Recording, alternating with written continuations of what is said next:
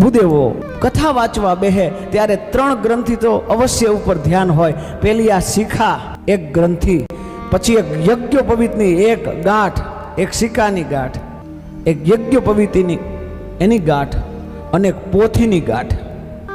કથા વાંચનારે પોથીની ગાંઠ છૂટે એનાથી છોડે તો સમજી લેજો જ્યાં શ્રોતાઓ બેઠા છે એની મનની ગ્રંથિઓની ગાંઠો છૂટી જતી હોય.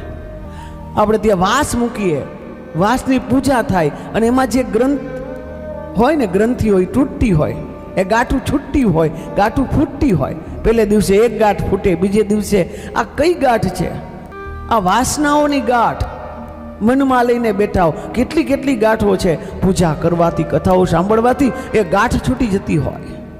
7 દિવસ સુધી કથા સાંભળો અને જો ફેરફાર ન થાય આપણા જીવનમાં, આપણા મનમાં, તો સમજી લેવું કે આપણે કથા સાંભળી જ નથી.